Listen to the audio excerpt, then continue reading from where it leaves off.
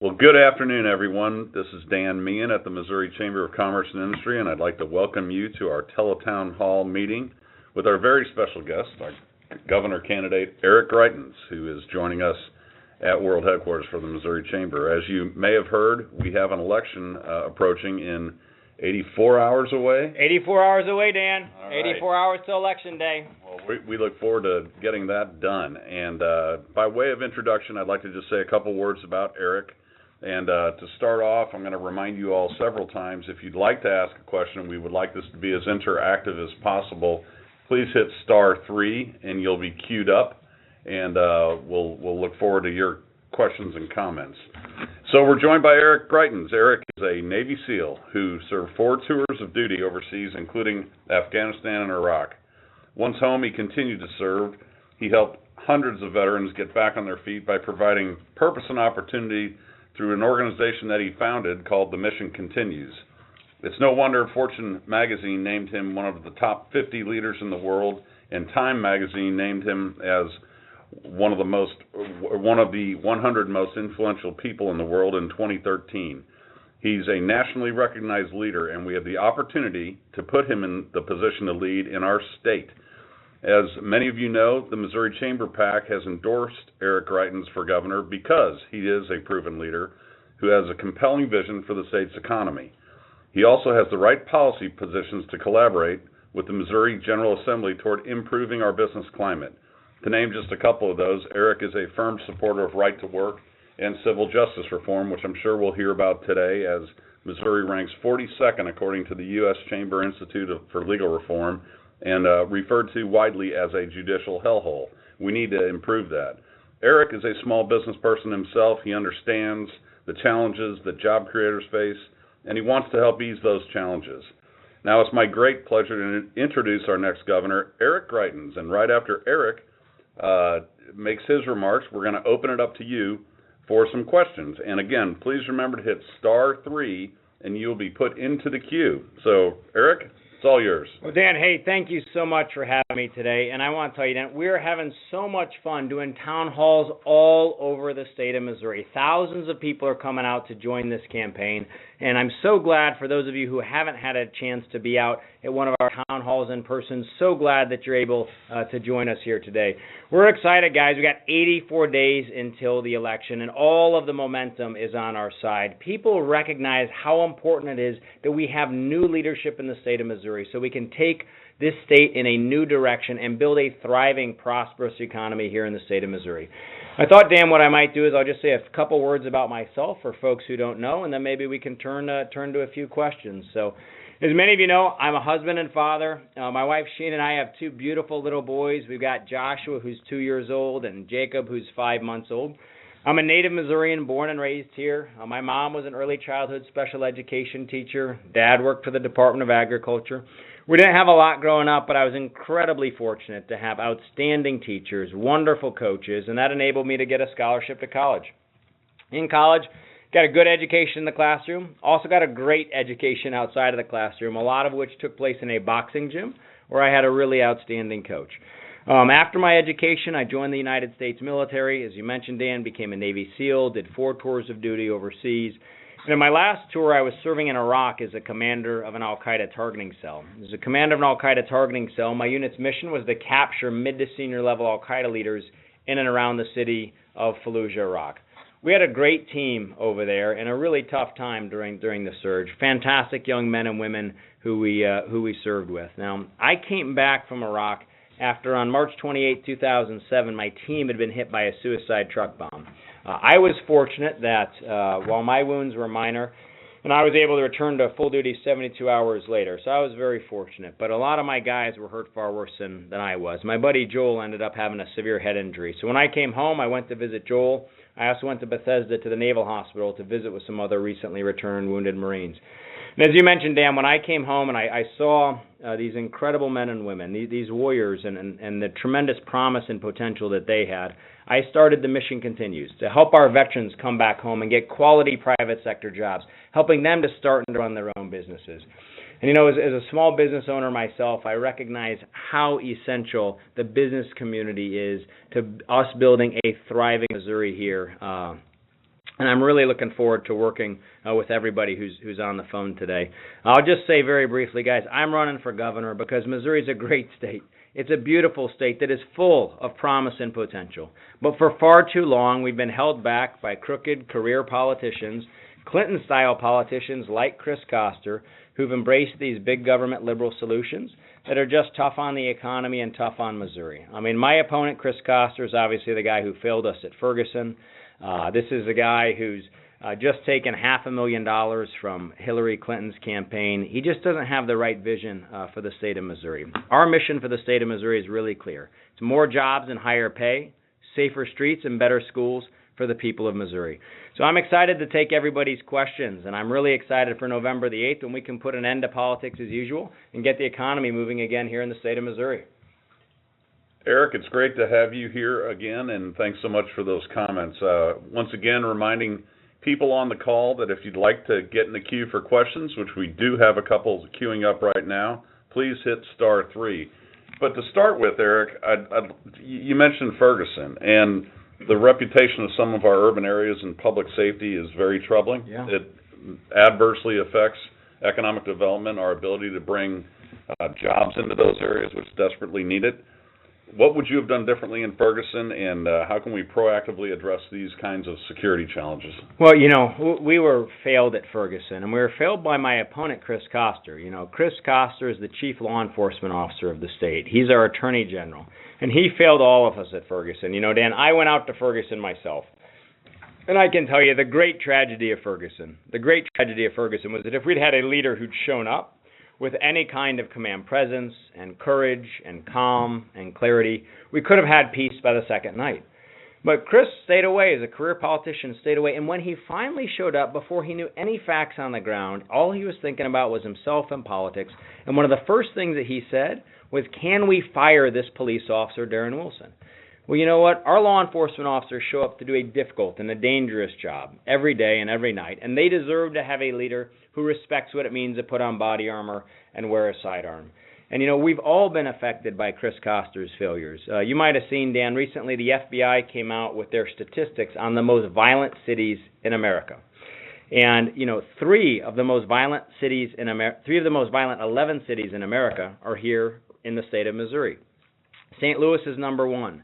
Murder, aggravated assault, rape, and armed robbery capital of the country. Kansas City, Missouri, number 10. Springfield, Missouri, number 11.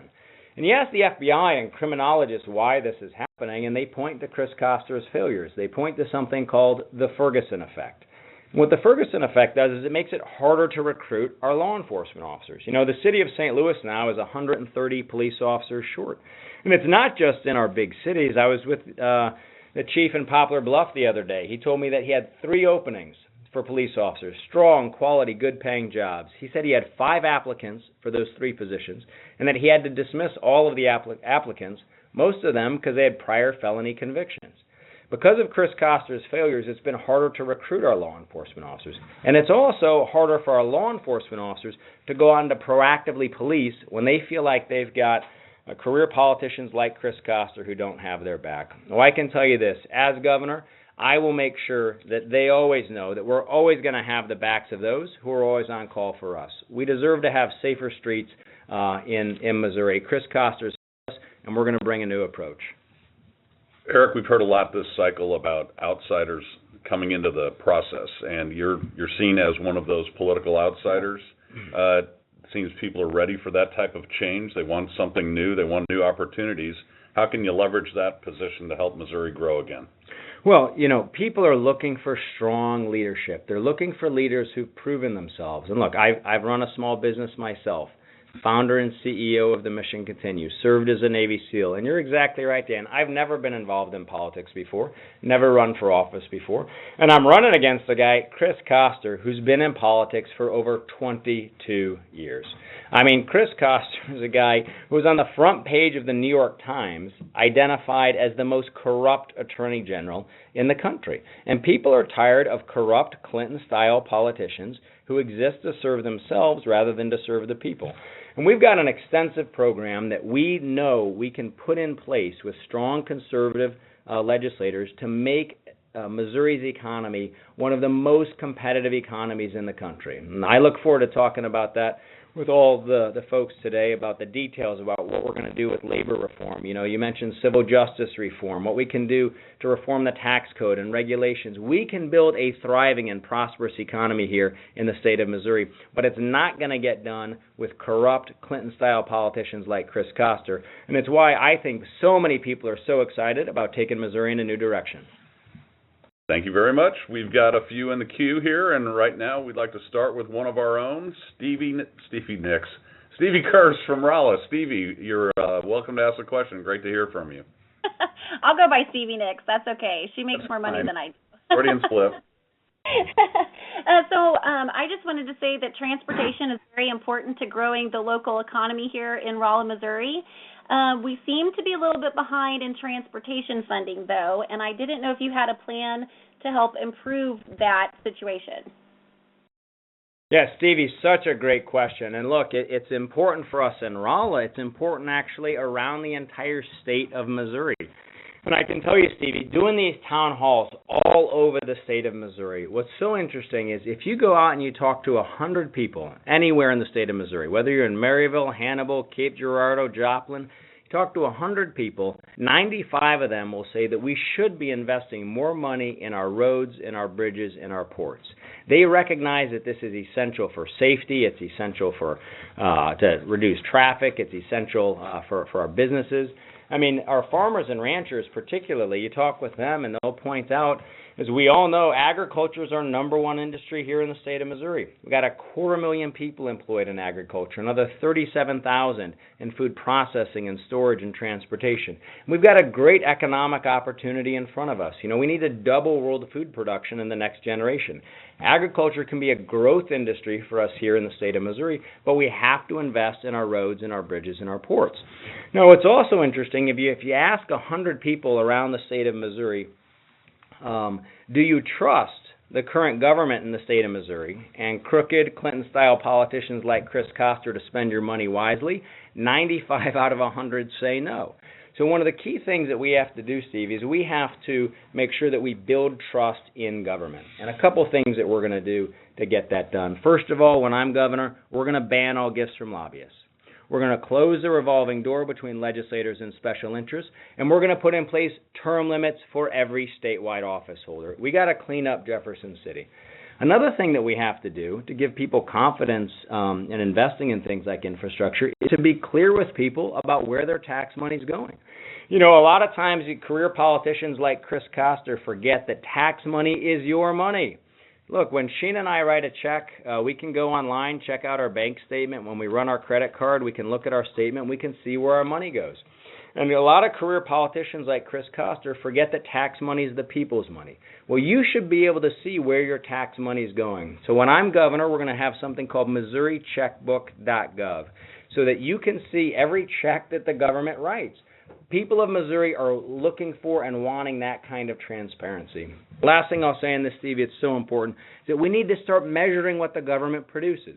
We need to bring in a system that insists on results and accountability so that people can see what they're actually getting for their tax money. And that's what I'm going to do to clean up state government and increase trust in government so that we can invest in these core priorities like public safety and infrastructure. And I appreciate your question, ma'am. Eric, we're very concerned at the Missouri Chamber about the amount of money and influence that comes into the process in Jefferson City. Yeah. In particular, we started something that people can look at on our website, www.mochamber.com. If you look at Money Trail, you can see about all the money flowing into this system here in Missouri, and how it stymied our efforts to make Missouri the 27th right-to-work state, to do meaningful civil justice reform. Any thoughts about that, or how you'd like to approach those two issues in particular? Well, you know, Dan, it's so important for people to know this, and I'm so glad that the Missouri Chamber's done this. Because, look, the facts in this election are incredibly clear. I mean, my opponent, Chris Koster, first, he just got $500,000 from Hillary Clinton. Right, and if there were any doubts at all about who's calling the shots on Chris Koster's campaign, all of those questions have been answered in the last 2 weeks. You know, there's something on the ballot this November the 8th, Dan. It's called Photo Voter ID. Everybody should know I support that. What's interesting is Chris Koster had said that he supported photo voter ID. And then Hillary Clinton comes in, gives him $500,000, and then he flips his position and says, nope, now I agree with Hillary. I'm opposed to it. And you can see the influence that Hillary Clinton's had on his campaign. You also see the influence that union bosses have had on Chris Koster's campaign. They've invested, Dan, now nearly $13 million in Chris Koster's campaign.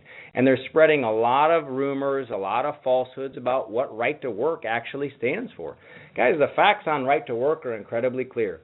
What right to work says is that any person in the state of Missouri should have the freedom to work at any business in the state of Missouri without being forced to join a political organization that they might disagree with. And the facts are so clear when you look at other states that have signed right-to-work legislation. I mean, look at our fellow Midwestern states. Look at Indiana. Look at Michigan, both of which today are leading the country in new factory job growth. You know, U.S. Bureau of Labor Statistics numbers show that over the last decade, right-to-work states had 63% higher job growth. We've got to get right to work passed, and it's a big obstacle when you've got a guy like Chris Koster taking $13 million from union bosses who's distorting what right to work means. Same thing actually with the trial lawyers. I mean, I don't know what the numbers are now. Last time I looked in, Chris Koster received over $3.5 million from trial lawyers. Close now, I think, probably to $4 million from trial lawyers. If we're going to get civil justice reform done, it's not going to happen with a guy like Chris Koster, who's got the trial lawyer, who's working for trial lawyers and union bosses. I'm excited to work with small business owners across the state of Missouri to move this economy forward. Eric, at the Missouri Chamber, we are big fans of all of our branches of military service. Yes. The Navy, we had a call from the Rolla area with the Army. Now we'd like to acknowledge our friends in the Air Force. So right now, Deanne from Warrensburg, we'd like to turn it over to you for your question. Thank you very much for the call. Hi, thank you for taking my call. Thank you for your service, Eric. I am also a veteran. And God bless you, Deanne. Thank you. I would also like to thank you for the work that you've done through the Mission Continues. I've read about it, and it's very impressive. I would like to know how you plan to expand your work to help veterans when you become governor, and also how you will draw on that experience to help grow Missouri jobs overall. Oh, Deanne, such an important question. So again, thank you for your service, ma'am. And I'll tell you guys, the very first day when I announced my campaign for governor, one of the things that I said is that we're going to make Missouri the best state in America for veterans. And a couple of very specific things that we're going to do, Deanne, which are actually going to help with job growth. I'll give you one specific example. We're going to start to recognize Department of Defense certifications that veterans bring home so that will enable them to more easily integrate into the workforce when they come home. I'll give you an example. You can be a truck driver in the United States military, and you're driving from Fallujah to Baghdad, right? You're having to deal with IEDs, ambushes, snipers. You come back home to the state of Missouri, and you can't get a commercial driver's license. Now, Deanne, you and I both know, if you can make it from Fallujah to Baghdad, you can make it from Cape Girardeau to Kansas City. So what we're going to do when our veterans come home is obviously they're going to take the test when they come home, but we're not going to make them go through and pay for the same training that they've already had in the military. Also, Deanne, we're going to make sure that our veterans here in the state of Missouri, let's say they're at Fort Leonard Wood or Whiteman Air Force Base, if they decide that they want to stay and build their life here in the state of Missouri, we want to make sure that they have every resource available to them by making sure that they have things like in-state tuition, for example. I'll also tell you, Deanne, we're talking with veterans all over the state of Missouri. The VA is, tremendous federal bureaucracy. I've seen it hurt the lives of so many of my friends and their families. Well, it's a federal bureaucracy. What we're going to do when I'm governor is that we're going to have an office that's manned by veterans and family members of veterans so that any veteran or family member who's having trouble with the VA can call to make sure that they know they're going to have a governor who has their back as they deal with the VA to make sure that they get the care and the benefits that they deserve. This is what our veterans deserve, Deanne, and it's also essential for helping us to grow the economy here in the state of Missouri, and I appreciate your question. Once again, ladies and gentlemen, I'd like to remind you that if you'd like to ask a question, please join the queue by dialing *3. Eric, we're going to continue on the veteran theme, and we have Charles in Perryville, who is a veteran himself that has a question about endorsements. Charles? Yes, sir. Charles, would you like to ask a question? All right. Well, we're trying to figure out how to get Charles on the line. We've had a lot of news nationwide, Eric, about the U.S. not keeping promises to veterans. And as governor, what's the role of the state? What's the role of the executive office to make sure that we're doing what we can as Missouri to protect veteran services and programs? Well, like I mentioned, Dan, you've got to have a governor who's going to have the backs of veterans and their families here in the state of Missouri. At the Mission Continues, we work with so many veterans who came home. We help them to get quality private sector jobs. We help them to start and to run their own businesses. I'll share just one story with folks here who are on the town hall. The very first veteran who we worked with here in the state of Missouri was a guy named Tim Smith. Tim came home from Iraq with some physical injuries.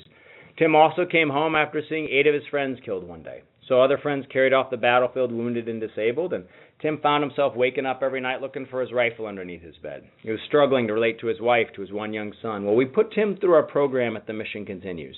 And in our program, we helped our veterans come back to their hometowns and start working and serving again. We connected them with private sector mentors who could help them to see how they could use their military skill set in the civilian world. Well, I'm really happy to tell you that today, Tim Smith, who could have spent the rest of his life on welfare and disability, instead today, Tim runs his own business right here in Missouri. It's a business called Patriot Commercial Cleaning. It is a commercial cleaning business. Today, Tim has 50 commercial cleaning contracts. He hires other veterans. He's hired 42 other veterans. There are so many success stories like that, and we need to have a governor who recognizes the promise and the potential that our veterans have, because as they come home, this is good not just for them, but it helps to strengthen our communities and build our economy here in the state of Missouri. Thank you, Eric. I think, Charles, I believe we have you queued up right now. I apologize for the difficulty earlier.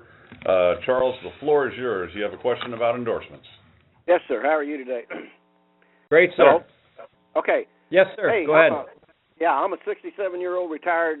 I'm a Vietnam veteran, and my question is, and maybe I shouldn't be asking you, but how did the NRA endorsement get away from your campaign? I mean, the Second Amendment is a big deal in a rural community like I am, and we're all involved in every, aspect of the Legion and VFWs and all that, but a lot of people in this community are, influenced by that, and the first time in 100 years that it walks away and goes to a Democrat. I just don't understand it, and I already tell you up front, I already voted for you. I voted early, but I'd like to know why, because a lot of people are scratching their head over it. Charles, thank you so much for the question, sir, and welcome home, sir. I appreciate your service to this country. Charles, I've never been involved in politics before, never run for office before, and you should know the NRA has given me the highest rating that they give to a non-politician. Now, my opponent, Chris Koster, has been in politics for over 2 decades, for over 22 years. And when he was a Republican, way back when, he had good votes on the Second Amendment. And the NRA's policy is that they will always endorse the politician who's voted versus the non-politician who's coming in from the outside. Now, again, they've given me the highest rating that they've given to a non-politician. But what's interesting is you can tell where Chris Koster stands today. I mean, I mentioned to you the flip-flop that he had on photo voter ID and how he's embracing Hillary Clinton. Well, look, I always say to people, Charles, I say, can you imagine a president who's worse on the Second Amendment than Barack Obama? And everybody says, yes, Hillary Clinton. Well, you know what? Chris Koster has embraced Hillary Clinton's agenda. She's given him $500,000, and he said that he agrees with Hillary Clinton and her big government liberal agenda. Well, Charles, I'm going to stand up and always fight for your and your neighbors and all Missourians' Second Amendment rights, those constitutional God-given rights to keep and bear arms and to protect yourself and your family. And that's what we're going to do when I'm governor, sir. And I so appreciate the question. Please go out and help us to spread the word, Charles. I appreciate you, sir. All right. Thank you, Charles. And to remind everybody, if they'd like to get in the queue, we've got several we're trying to get to. Please dial *3, and we'll try to get to you as soon as we can. Right now, Eric, we get a chance to go to a good friend of ours that just called in, Aaron Williams of the O'Fallon Chamber. Aaron, are you ready to go? And thanks so much for calling. Look forward to your question. Well, thanks for putting it on. And hello, Mr. Greitens. You actually Hey, Aaron. You spoke at our chamber luncheon in January, and we very much appreciated your time. My question concerns our competitiveness with other states. So what is your plan, or how can we make sure that our industries and jobs stay here in Missouri? Oh, Aaron, it's such an important question, and it's really the dominant question in this election, Aaron. I mean, look, when you look back over the course of the last decade, Missouri's 47th in economic growth. We're 42nd in job growth. We're 43rd in wage growth. And while those are statistics, Aaron, I can tell you from traveling around to town halls around the state, what that means at a very practical level is that you have thousands of people who are looking for work in the state of Missouri because businesses are leaving. Oftentimes you have people who, if they're lucky enough to have a job, haven't seen a raise for 6 or 7 years. So we've got a really strong program, Aaron, about what we're going to do to make Missouri one of the most competitive economies in the country. And it starts with labor reform. You know, I mentioned right to work. It's absolutely critical that we get right to work signed in order to move this economy forward. We're also going to do a civil justice reform and tort reform. You know, the American Tort Reform Association calls Missouri the 4th worst, and this is their language, not mine, Aaron. They call Missouri the 4th worst judicial hellhole in the country because it's so easy to sue businesses here. Well, we're going to put an end to that, and we're going to engage in civil justice reform because all of those lawsuits are driving up the cost of business. They're driving our businesses out of the state, and it's costing us good jobs here in the state of Missouri. We're also going to look at very serious tax reform. You know, right now in Missouri we had over $638 million in special interest tax credits last year. What we need to be doing is, instead of what Chris Koster has been doing as a corrupt politician who's been in office for over 22 years, instead of giving all of these special interest deals, what we need to do is to lower taxes on working families and businesses here in the state of Missouri. We're also, Aaron, going to engage in regulatory reform. You know, there's so many regulations in the state of Missouri that need to be reformed, and other states have done this. They've done this well. They've looked at every regulation that's on the books, and that's what we're going to do in the state of Missouri to reduce burdensome regulations. One of the last things I'll mention, Aaron, that is actually critical to our economic success, but you never hear career politicians like Chris Koster talking about, is that we've got to reform welfare here in the state of Missouri. You know, the fact is they just did a study of all of the 50 states, of our abilities to move people off of welfare and into work, and out of all 50 states, Missouri ranked 50th. And Aaron, this is the work that I was often doing, as you know, at the Mission Continues. We worked with a lot of veterans who came back home and they found themselves on food stamps. They found themselves on welfare. Well, we helped them off. We helped them to get quality private sector jobs and to starting to run their own businesses. We've got this crazy system here in the state of Missouri where, you know, if you imagine, Aaron, imagine that you or someone you know is a single mom and they're working 30 hours a week. They got a couple of young kids, doing the best that they can to support their family. Let's say that they're making $12.50 an hour. Well, here in Missouri, we've got this crazy situation where if their boss comes to that single mom and says, "Hey, you're doing a great job. I'd like to give you a raise. I'd like to give you a $5 an hour raise."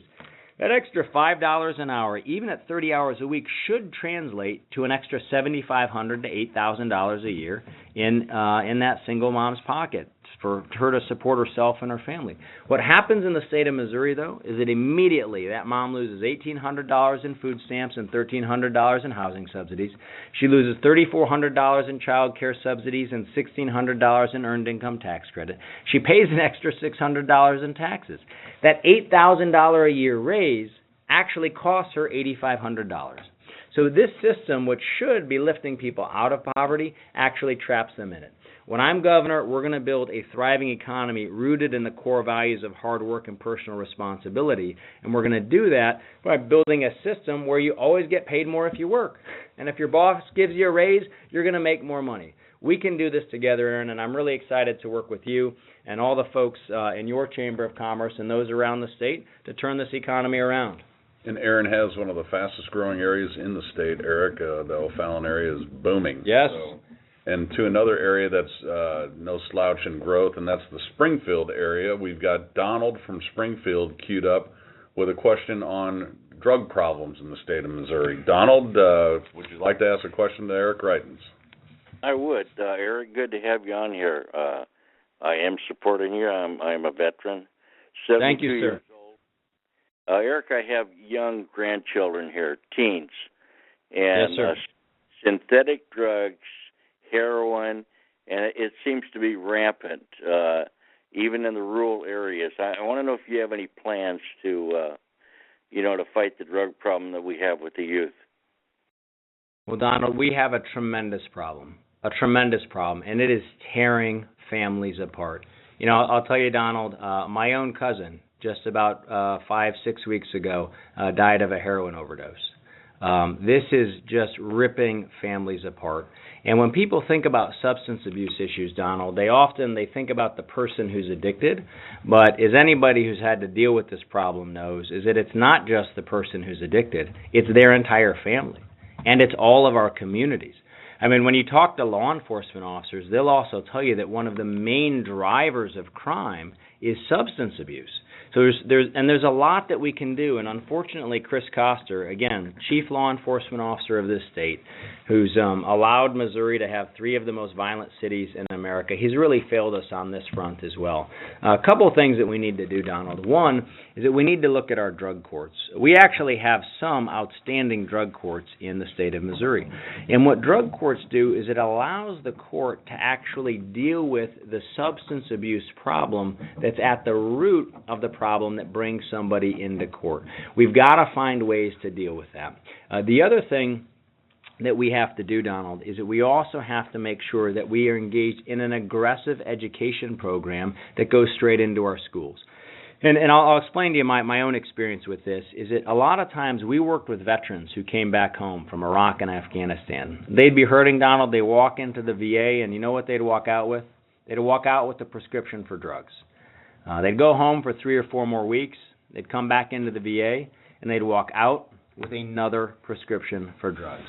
And I saw some really strong, capable, and courageous men and women who came home, and they got addicted to prescription medication. We have to address this problem as well. And a lot of times our young people, Donald, they don't realize with opioids and prescription medication how addictive and harmful they can be.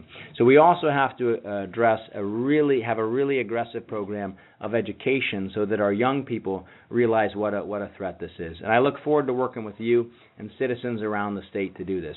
The governor, I will play my role, but this is also a problem that we have to address with our faith communities, our churches, our synagogues, our schools. We can do this together, and we owe it to families across Missouri to get this right. Appreciate your question, sir. Thank you, Donald. And once again, folks, if you'd like to ask a question of Eric, please dial *3, and we will try to get you in the queue. Eric, one issue that's come up, and it's local communities, whether they're cities or states, sometimes try to get a higher minimum wage than that prescribed by the federal government. We at the Chamber are concerned about that and see that as anti-competitive in its nature for Missouri. Any thoughts that how to make sure that doesn't happen here, that we don't have an urban area get out front on this and be a disincentive for growth? Well, look, the fact is, Dan, you've got guys like Chris Koster, who is a Clinton-style big government liberal politician. He's embraced Hillary Clinton's policies, and they believe that the government can come in and set prices, and that's going to lead to a thriving economy. And the fact is, it just doesn't work that way. There are so many studies that have been done that show that actually raising the minimum wage in the way that Hillary Clinton has proposed would cost tens of thousands of jobs right here in the state of Missouri. And when you talk to people who've really looked at this problem, what they'll tell you is that you want to have as many jobs as possible because we want people to get into the workforce. 98% of people who are working 40 hours a week are above the poverty line. The key is to get people into the workforce. Chris Koster and Hillary Clinton embrace these job-killing policies. I believe that we need to have policies that grow jobs, bring people into the workforce, and that's going to be key for us to have a thriving economy. You mentioned earlier that you're a relatively new father. Yes. With a 2-year-old and a 5-month-old.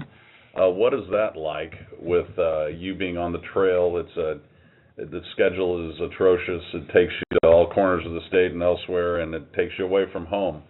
Tell us a little bit about the personal toll that running for office and trying to serve your state weighs on you. I'll tell you, Dan, I am so fortunate to have an amazing wife, Sheena. She's actually joining me for a couple of the town halls that we're doing this afternoon, and 2 beautiful boys, Joshua and Jacob. I'm going to be home with them tonight.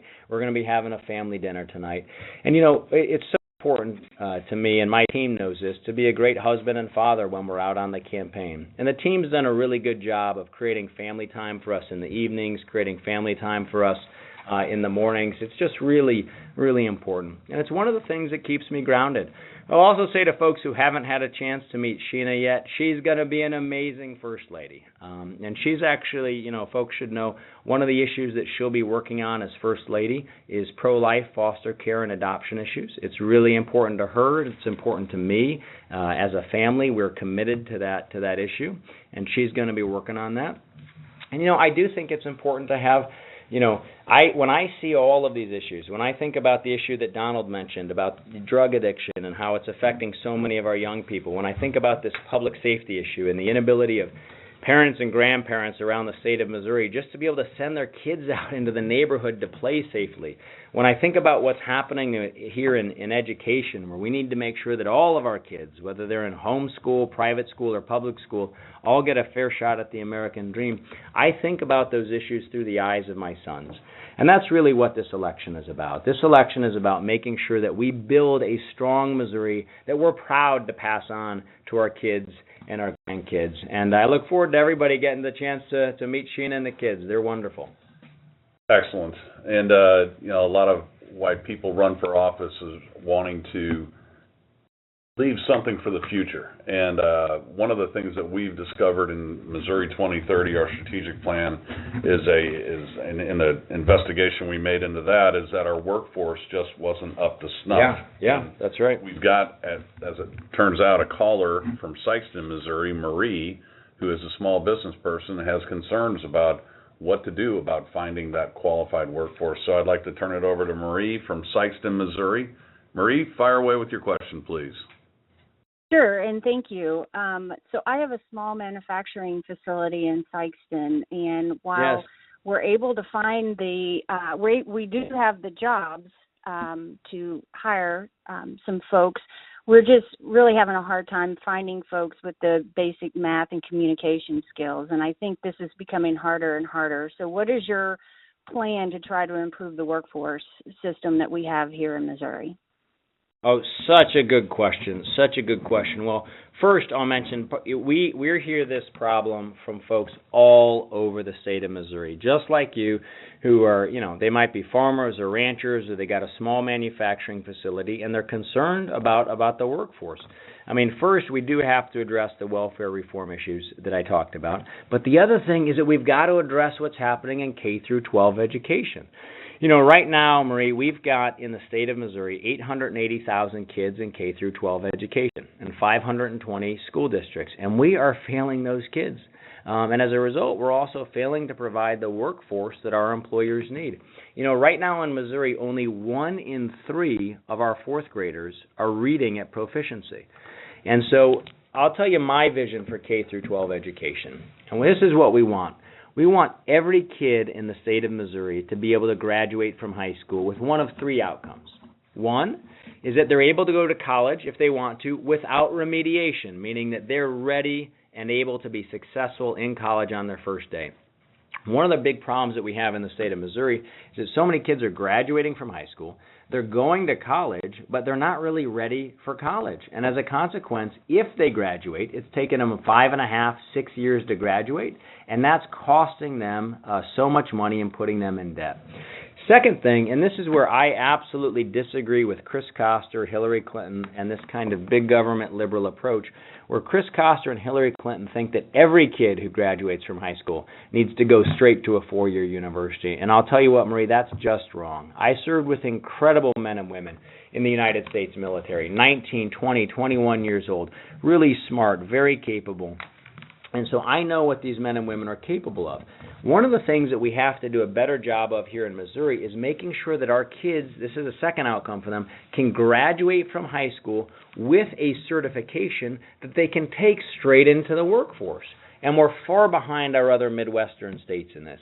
In other Midwestern states, you have kids who in their junior and senior year of high school might be spending a Monday, Wednesday, and a Friday afternoon at a technical college, or even working in a business like yours, where they're learning practical skills, they're learning how to be successful in the workforce so that the minute that they graduate from high school, they can head straight into the workforce. We can do a much better job there, and that'll make sure that you and other manufacturers, farmers, ranchers, business people around the state of Missouri have a higher quality and very well-prepared workforce. Third option for kids who are graduating from K through 12 is that if we've got patriotic young Americans who want to serve in the United States military, we want to make sure that they are mentally, morally, academically ready to be successful in the military.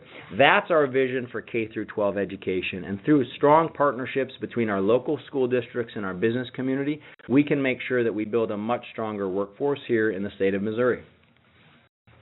Thank you, Eric. Thank you, Marie. And folks, we've got time for one or two more questions. We've got a couple in the queue, and again, *3 if you're interested. Right now, we've seen a lot of questions, a lot of attention being devoted to Obamacare, especially with the presidential election and with the rate-ups that we see. We hear that from small employers around the state, Eric, that it's just the 20+%, 30% rate ups are just flat out unaffordable, and employers are making the decision between insurance and employees. I think we have a call right now from St. Louis from Kim about what can be done about how things are trending in healthcare. Kim, you have the floor. Okay, thank you, and good afternoon. And thank you, Mr. Brighton, for your service. I appreciate it.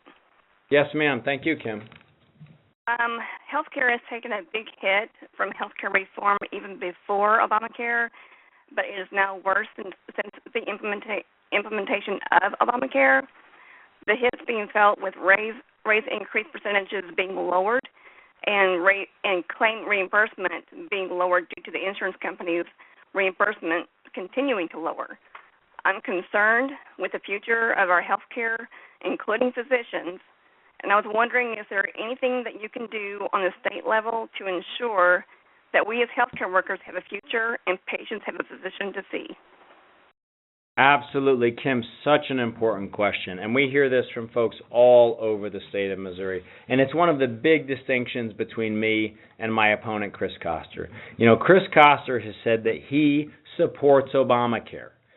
Folks, this is a broken program that has been full of broken promises. I remember how they told you if you like your doctor, you can keep your doctor. Remember how they told you that your premiums would go down, but in fact your premiums are going up? Well, it's a broken program. And you know, you mentioned premiums. What's interesting is everybody's been following the news that say premiums are going up this year 25%. But actually, there was a story just the other day, 2 days ago in Forbes, said that right here in Missouri, in the Show Me State, especially in rural Missouri, they're expecting premiums to go up 50%. This is a broken program. The other day, the Democratic governor of Minnesota just came out and said that Obamacare is completely unaffordable. And, you know, in a moment of lightning strike clarity, I don't know where this came from, you even have President Bill Clinton come out and say that Obamacare is the craziest thing he's ever seen. But even with all of that, my opponent, Chris Koster, said not only does he support Obamacare, he said that he wants more Obamacare. He said that his top priority as governor would be expanding Obamacare by billions here in the state of Missouri. Even when we look at other states who've expanded it, we see that it's bankrupting the budget there. So look, I disagree with Chris Koster and I disagree with Hillary Clinton on their desire to expand Obamacare by billions here in the state of Missouri. Now, the great news for us, Kim, is that we actually have some tremendous things that are happening right here in the state of Missouri. I mean, look at what's happening with Mercy Healthcare. We are some of the world leaders in telemedicine and virtual care. These are innovative solutions that they're using to make sure that patients who don't live right next to a world-class hospital still are getting world-class health care. And, you know, when I went to visit the Mercy system the first time, they told me that the day before I got there, they'd had visitors come in from Israel, from UNC Chapel Hill, from University of Pennsylvania, all to see what was happening here in the state of Missouri. The Wall Street Journal recently wrote a story on the work that they're doing. Stays in intensive care units are down 35%, which, as you know, Kim, it means not only are people going home earlier, but there's also saving a tremendous amount of money. Fatalities are down 30%, which, you know, that's a statistic, but that means you're saving lives. You're helping people get home to their kids and to their grandkids. And when I asked them, how come we can't use this technology to make sure that we're meeting the needs of our patients here in the state of Missouri, they said to me, leadership. They said, we just have a leadership problem here. They said, we can't get a meeting with the governor. And look, I'm going to be working with the healthcare industry here in the state of Missouri to bring the innovative, bold solutions that we already have to make sure that we're meeting the needs of our patients. And again, big difference between me, Chris Koster, and Hillary Clinton, and their desire to expand Obamacare here in the state of Missouri. I think that we need to look at the solutions that already exist in the state of Missouri and apply those so that we get good quality results for the people of the state of Missouri. And I appreciate your question, Kim. All righty. Thank you, Eric. Kim, thanks for the question. And now we're getting a little tight on time, so we're going to try to get a couple more, but at least this next one. And I think it's indicative of what the next governor needs to do, Eric. We've got a fractured state, and there's been an awful rough ride in this election cycle. Lynn in Warrensburg wants to ask a question about that and about how to repair things. Lynn in the Kansas City area. Go ahead. Thank you, and Mr. Greitens, thank you, and we certainly support you over here. Mr. Greitens, one of the problems we have is we are a very fractured state, and we've seen it over and over again. It seems like we fight amongst our political parties, and we fight amongst our urban and rural interests. How do we fix that, and what can we do? Lynn, it's such a good question. Look, I think first, in order to fix this, we need to recognize that when we have crooked career politicians like Chris Koster who are always putting politics first, that's not the answer. What we need to do is we need to bring in strong leadership from the outside. And I'll tell you, for me, Lynn, I've never been involved in politics before. I'm an outsider, a small business owner, a Navy SEAL, and I believe that there are certain things that you have to put ahead of politics. For me, God, country, family, service, all of those things come first. And I'll tell you, when I served as a Navy SEAL, when I was working in Iraq and Afghanistan, never once, Lynn, before a mission, before we hit a house, I never once turned to the guy who was next to me and said, hey, before we hit this house, I need to know, are you a Republican or a Democrat? It's just not a question that we asked. We all came together to serve a common mission.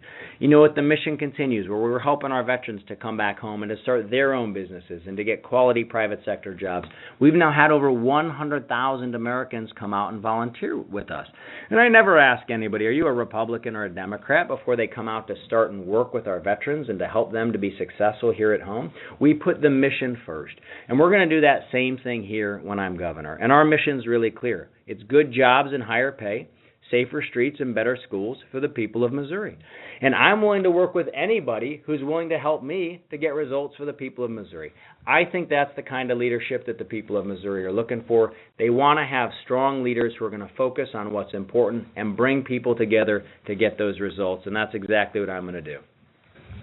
Lynn, thanks so much for your call. We appreciate that. And Eric, maybe one more question from the capital city here. And if Rachel was out early this morning, she might have seen you and a couple other folks going for a morning jog. Yeah, we got 4 Navy SEALs actually in Jefferson City this morning. We're all going for a run. I got a bunch of my Navy SEAL buddies who've come in for the last part of the campaign. They're helping us.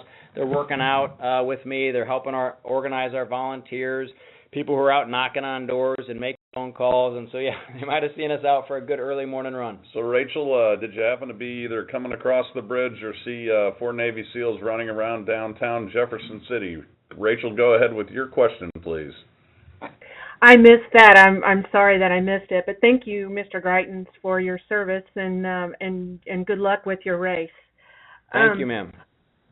My question is pretty simple. What will it take to make Missouri a right-to-work state? And don't you believe that would better position our state for jobs and job growth? Absolutely, Rachel. Look, this is the main issue, one of the main issues in this election.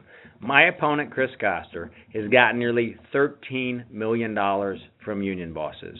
And he is absolutely opposed to right to work. And he and his union bosses are pushing a lot of falsehoods about what right to work actually says. All right to work says is that any person in the state of Missouri has the freedom to work in any business where they'd like without being forced to join a political organization that they might disagree with.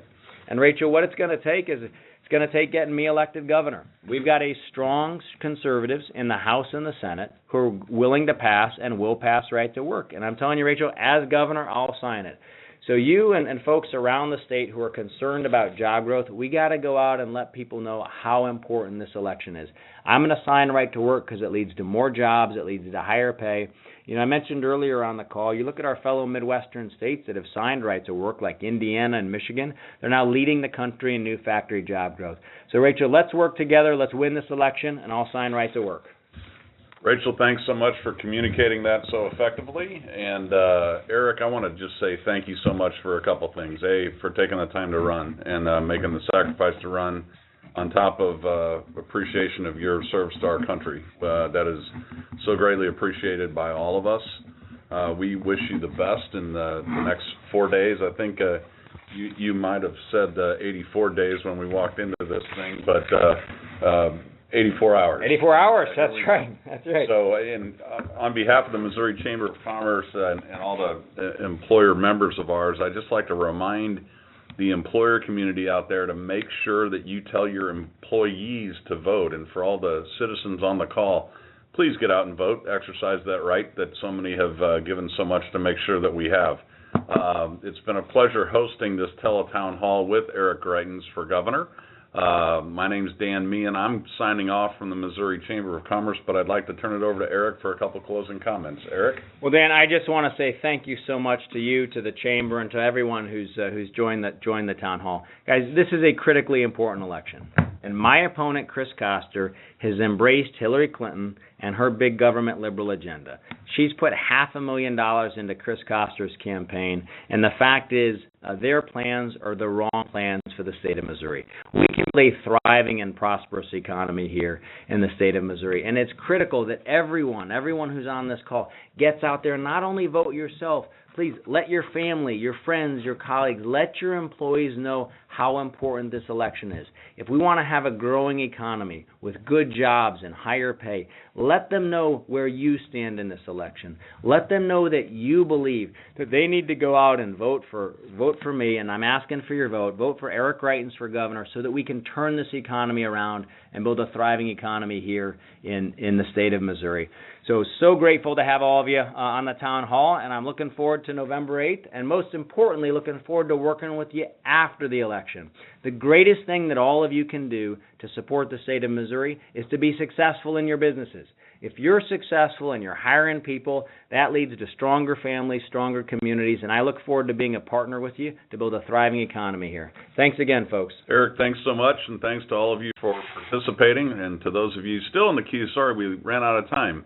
But thanks so much, and have a great day, and don't forget to vote.